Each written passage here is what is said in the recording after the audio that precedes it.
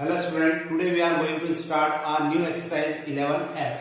That is this exercise depend on the by parts. So let us start.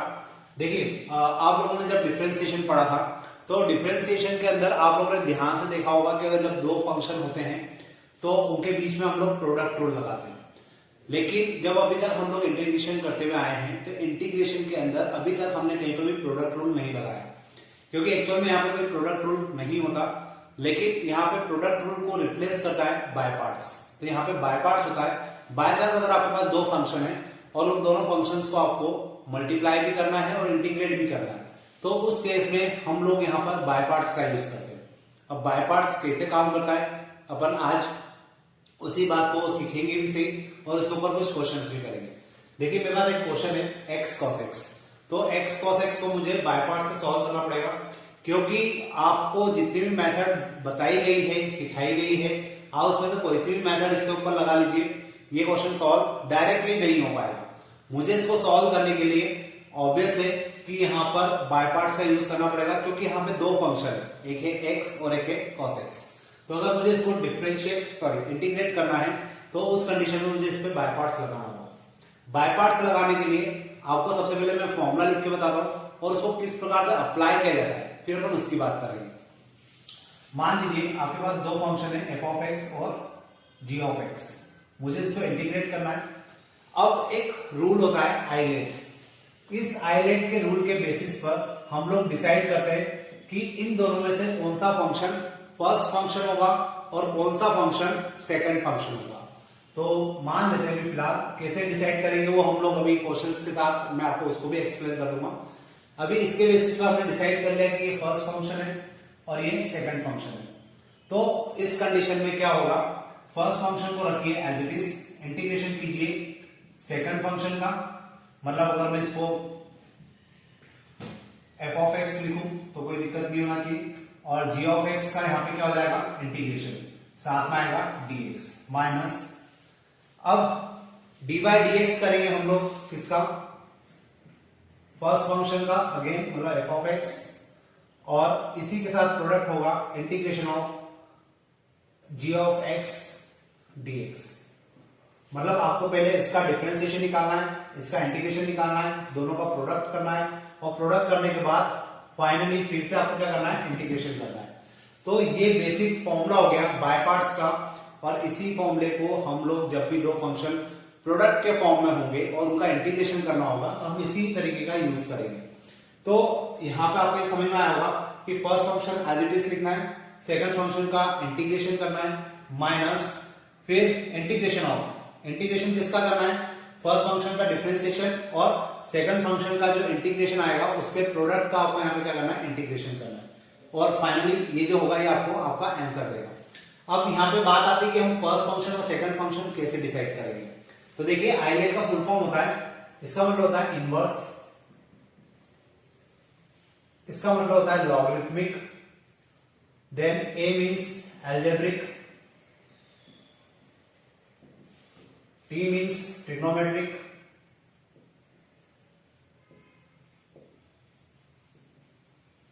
और last E का मतलब होता है एक्सपोनेंशियल। तो जब भी आपको क्वेश्चन दिया जाए तो आपको इस आइलेट के बेसिस पर डिसाइड करना होगा कि कौन सा फर्स्ट फंक्शन होगा और कौन सा सेकंड फंक्शन होगा। अगर एक बार आपने ये डिसाइड कर लिया कि कौन सा फर्स्ट है और कौन सा सेकंड है, तो उसके बाद आपको ये फॉर्मूला अप्लाई करना है और आपका आंसर आ जाएगा। जैसे मान लीजिए मेरे पास एक क्वेश्चन है, मैं हाथों आपको एक क्वेश्चन भी करके बताता हूँ ताकि आपको समझ में आएगा कि किस प्रकार से हम लोग फर्स्ट फंक्शन और सेकंड फंक्शन डिसाइड करते हैं। तो यहाँ पे x और cos x है, x को देखा जाए तो एक एल्जेब्रिक फंक्शन होता है और cos x एक ट्रिग्नोमेट्रिक फंक्शन होता है। तो यहाँ पर अगर हम लोग देखें तो एल्जेब्रिक पहले आ रहा है और ट्रिग्नोमेट्रिक बाद में आ रहा है, तो इस कारण से यहाँ पे x क्या हो जाएगा आपका फर्स्ट फंक्शन और ये हो जाएगा सेकंड फंक्शन। वापस से रिपीट कर दूं, इस आइलेट के अंदर जिस पर्टिकुलर फंक्शन की ऑकरेंस पहले होगी वो फर्स्ट फंक्शन होगा। तो एल्जेब्रिक पहले है और ट्रिग्नोमेट्रिक बाद में है, इसलिए एल्जेब्रिक को हमने फर्स्ट माना और cos x को क्या माना यहाँ पे सेकंड फंक्शन। अब देखिए अगर मुझे इसको इंटीग्रेट करना है तो मैं इसी फॉर्मूले का यूज करता हूं, first function as it is रखा हमने, integration of G of X मतलब ये आ जाएगा cos x dx minus D by D X of x multiply integration of cos x dx और फाइनली इसका भी एक dx होगा। तो इस प्रकार से मैंने इस फॉर्मूले के अंदर इस वैल्यू को पुट किया है। अब हम लोग इसको सॉल्व करते हैं। x as it is cos x का हो जाएगा sin x minus D by D X of x ये हो जाएगा 1 cos x का अगेन हो जाएगा sin x और फिर यहां आ जाएगा dx। तो इस प्रकार से यहां पे क्या आ जाएगा 1 इंटू साइन एक्स। अब 1 इंटू साइन एक्स क्या होता है, साइन एक्स ही होता है। तो we can write x sine X minus 1 into sine X हो जाएगा साइन एक्स और साइन एक्स का इंटीग्रेशन होता है cos x minus cos x होता है। तो ये यहाँ पे प्लस का साइन आ जाएगा और ये हो जाएगा cos x प्लस c। ये मेरा आंसर हो जाएगा। होपफुली आपको समझ में आया होगा। 3-4 एस्पेक्ट का आंसर है। बस आपको आइडेंटिफाई करना है कि कौन सा फर्स्ट फंक्शन होगा और कौन सा सेकंड फंक्शन होगा। एक बार आपने आइडेंटिफाई कर लिया तो उसके बाद आपको क्वेश्चन करने में कहीं पर भी दिक्कत नहीं आएगी। एक बार और वापस से रिपीट कर दूं, क्वेश्चन में जब भी आपको इंटीग्रेशन करना हो और फंक्शंस प्रोडक्ट के फॉर्म में हो तो आपको बाय पार्ट्स लगाना होता है। और बाय पार्ट्स लगाने के लिए आपको सबसे पहले आइलेट के रूल को फॉलो करना होता है। आइलेट का रूल क्या कहता है कि आई मतलब होता है इनवर्स, एल मतलब होता है लॉगरिथमिक, ए मतलब होता है अलजेब्रिक, टी मतलब ट्रिग्नोमेट्रिक और ई मतलब एक्सपोनेंशियल। तो जो क्वेश्चन आपको गिवन है उस क्वेश्चन में आप यहाँ पे देखिए कि कौन सा फंक्शन पहले आ रहा है। जैसे यहाँ पे ट्रिग्नोमेट्रिक ये है अलजेब्रिक फंक्शन और ये है ट्रिग्नोमेट्रिक फंक्शन। अगर हम लोग यहाँ पे देखें तो ए पहले आ रहा है और टी बाद में आ रहा है, मतलब मुझे अलजेब्रिक फंक्शन को क्या मानना पड़ेगा, फर्स्ट फंक्शन मानना पड़ेगा। तो ये मेरा फर्स्ट फंक्शन हो गया, ये सेकंड हो गया। अब ये रूल मैंने लिखा है, इस रूल के बेसिस पर हम लोग क्या करेंगे, इस फॉर्मूले को सेट कर देते हैं। तो एफ ऑफ एक्स की जगह आ जाएगा एक्स, जी ऑफ एक्स की जगह आ जाएगा cos x, फिर D by D X of F of x की जगह आ जाएगा x और जी ऑफ एक्स की जगह आ जाएगा cos x। फिर x as it is cos x का हो जाएगा sin x, x का हो जाएगा 1 क्योंकि यहाँ पे डिफरेंशिएशन निकालना है, ध्यान रखिएगा यहाँ पे डिफरेंशिएशन निकालना है, ये हो जाएगा 1 cos x का हो जाएगा sin x, x sin x as it is. अब जब आप sin x को इंटीग्रेट करेंगे तो माइनस cos x आएगा, तो माइनस का साइन इसको प्लस का बना देगा और ये cos x हो जाएगा। तो देखा जाए तो मेरा आंसर हो जाएगा और ये क्वेश्चन है मेरा। तो होपफुली आपको समझ में आया होगा कि किस प्रकार से बाय पार्ट्स को लगाया जाता है। अब हम लोग इसके ऊपर कुछ और क्वेश्चंस करेंगे ताकि आपकी थोड़ी सी हैबिट हो जाए, आप लोगों को क्वेश्चन इजी लगने लगेंगे। तो अपन देखते हैं नेक्स्ट क्वेश्चन। देखिए जो नेक्स्ट क्वेश्चन है उसमें मुझे दिया है x multiply E to the power minus X. यहाँ पे भी हम लोग आइलेट का रूल पहले लगाएंगे ताकि हम लोगों को पता चल सके कि कौन सा फर्स्ट फंक्शन है और कौन सा सेकंड फंक्शन है। तो ये अलजेब्रिक फंक्शन होता है और ये एक्सपोनेंशियल होता है। अगर आइलेट के हिसाब से देखें तो अलजेब्रिक पहले आता है और एक्सपोनेंशियल बाद में आता है। तो यहाँ पर ये हो जाएगा फर्स्ट फंक्शन और ये हो जाएगा सेकंड फंक्शन। अब जो फॉर्मूला है उस फॉर्मूले के हिसाब से अगर हम लोग चले तो फर्स्ट फंक्शन का एज इट इज रखा जाता है, इंटीग्रेशन किया जाता है सेकंड फंक्शन का minus D by D X of, अब हम लोग क्या निकालेंगे यहाँ पे डी बाई डी एक्स निकालेंगे किसका, फर्स्ट फंक्शन का, मतलब यहाँ पे x आ जाएगा and integration of e to the power minus x d x और फाइनली इसके बाहर भी क्या आएगा, एक और dx आएगा। x e to the power minus x का integration e to the power minus x upon minus का साइन आ जाएगा आगे माइनस x का डिफरेंशिएशन हो जाएगा 1 e to the power minus x का हो जाएगा e to the power minus x और एक माइनस का साइन जनरेट होगा जिसके कारण ये प्लस हो जाएगा minus x e to the power minus x. इसको फिर से 1 से हम लोग मल्टीप्लाई करके इसको फिर से इंटीग्रेट करेंगे तो यहाँ आ जाएगा e to the power minus x d x, तो dx नहीं आएगा। इसमें से e to the power minus x को कॉमन निकालें तो अंदर बचेगा x प्लस 1 प्लस सी। ये मेरा हो जाएगा आंसर। तो होपफुली आपको समझ में आया होगा कि क्वेश्चन काफी इजी है, बस थोड़ी सी आपको प्रैक्टिस करने की जरूरत पड़ेगी और आपको आइलेट का कंसेप्ट भी समझ में आना चाहिए कि कब हम किसको फर्स्ट मानेंगे और किसको सेकंड फंक्शन मानेंगे। तो अब अपन इसके बाद देखते हैं एक और नेक्स्ट क्वेश्चन। देखिए जो नेक्स्ट क्वेश्चन है उसमें मुझे दिया हुआ है x sin 3x। अब यहाँ पे भी बात वही है क्योंकि हमने जो फर्स्ट क्वेश्चन किया था ऑलमोस्ट वैसा ही है, एक एल्जेब्रिक फंक्शन है और एक ट्रिग्नोमेट्रिक फंक्शन है। तो जो एल्जेब्रिक है इसको हम लोग फर्स्ट मान लेते हैं और ये हो जाएगा हमारे लिए सेकंड। फिर जो रूल है उसके अकॉर्डिंग अगर हम लोग चले तो first function as it is रखा जाता है, इंटीग्रेशन किया जाता है सेकंड फंक्शन का dx minus dy dx of x multiply integration of sin 3x, इसके बाहर एक dx आएगा और एक dx अंदर भी आएगा, ठीक है। x sin 3x का इंटीग्रेशन क्या हो जाता है, इसका इंटीग्रेशन होता है cos 3x अपॉन 3, लेकिन माइनस का साइन के साथ आएगा तो cos 3x अपॉन 3 माइनस यहां पे x का हो जाएगा 1 मल्टीप्लाई इसका आ जाएगा cos 3x अपॉन 3। अब अगर आप लोग देखेंगे तो यहां पे भी माइनस का साइन जनरेट होगा, वो माइनस इसको क्या बना देगा plus minus x cos 3x upon 3 plus cos 3x का अगर फिर से इंटीग्रेशन किया जाए तो it will become sin 3x upon 3 और एक 3 पहले से ये 9 हो जाएगा। तो finally we got sin 3x upon 9 plus c and this is our answer. इसको हम लोग इस प्रकार से कर सकते हैं। तो इजी क्वेश्चन था। अब अपन देखते हैं नेक्स्ट क्वेश्चन। देखिए अब जो क्वेश्चन है x स्क्वायर sin x, अब यहां पर अगेन सेम क्वेश्चन है लेकिन इसको करते समय आपको समझ में आएगा कि इसमें एक माइनर सा चेंज है। यहाँ पे 2 बार बाय पार्ट्स लगेगी, कैसे लगेगी देखते जाइए। ये मेरा फर्स्ट फंक्शन हो जाएगा, आइलेट के हिसाब से ये एक एल्जेब्रिक फंक्शन है और ये ट्रिग्नोमेट्रिक फंक्शन है, इसलिए इसको हम लोग सेकंड फंक्शन मानेंगे। फिर x square first function integration of second function minus dy dx of x square, यहां पर आ जाएगा sin x dx और बाहर भी आ जाएगा कितना dx। तो इस प्रकार से मैं क्या कर सकता हूं, क्वेश्चन को लिख सकता हूं। अब इसके बाद x square as it is sin x का हो जाएगा cos x और माइनस का साइन, क्योंकि sin x का इंटीग्रेशन क्या होता है माइनस cos x होता है, minus dy dx of x square that is 2x cos x और यहां पे आ जाएगा प्लस का साइन। क्यों प्लस का साइन आएगा, क्योंकि यहां cos आया और cos माइनस का होता है तो माइनस का साइन बाहर ले लेते हैं, minus x square cos x plus 2 x cos x।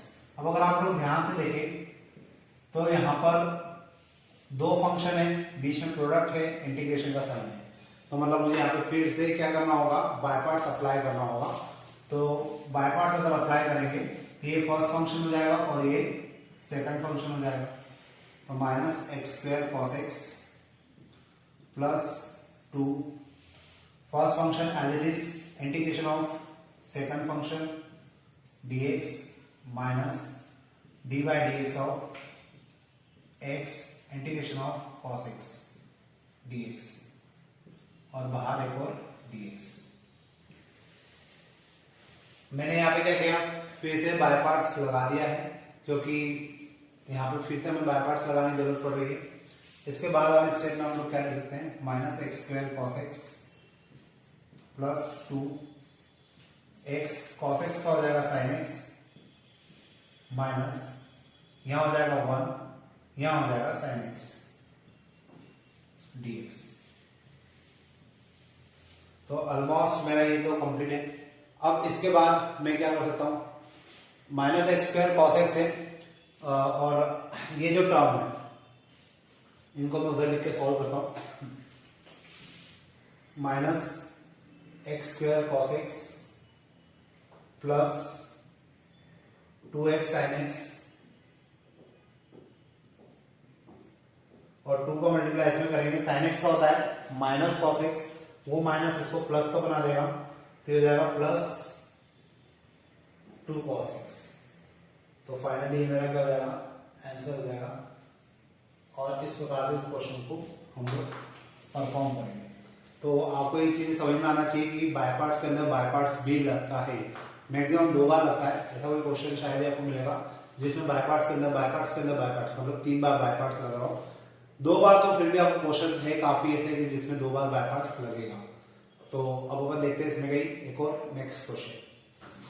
देखिए जो नेक्स्ट क्वेश्चन है उसमें एक्स स्क्वायर लॉग एक्स दिया हुआ है और मुझे इसको भी बाय पार्ट से ही सॉल्व करना है क्योंकि 2 फंक्शन है यहाँ पे जिनका मुझे क्या करना है, प्रोडक्ट करना है। अब अगर मुझे इनका प्रोडक्ट करना है, बाहर इंटीग्रेशन है, तो बाय पार्ट्स लगाए बिना मेरे पास कोई सॉल्यूशन नहीं है।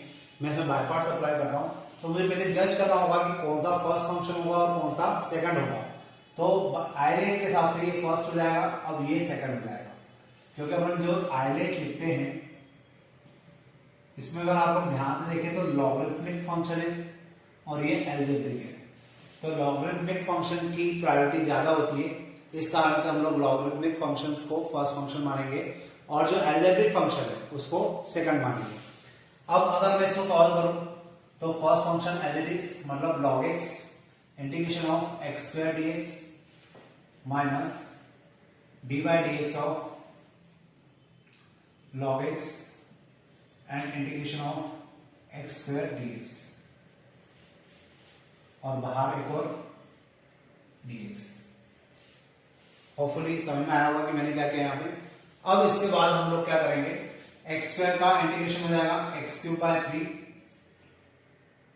और log x as it is आ जाएगा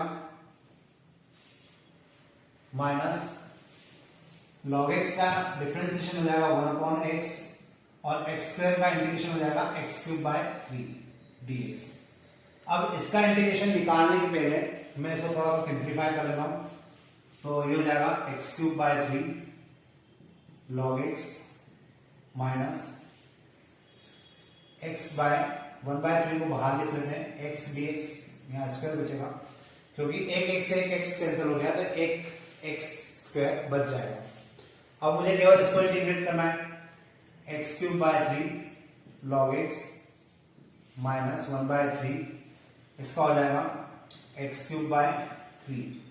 मतलब अगर मैं इसका आंसर लिखना चाहूं तो क्या आंसर बन सकता है इसका, x cube by 3 log x minus x cube bye 9 plus c। ये मेरा इसका आंसर हो जाएगा। तो होपफुली आपको समझ में आएगा। अब अपन देखते हैं नेक्स्ट क्वेश्चन। देखिए जो नेक्स्ट क्वेश्चन है उसमें x to the power n log x दिया हुआ है।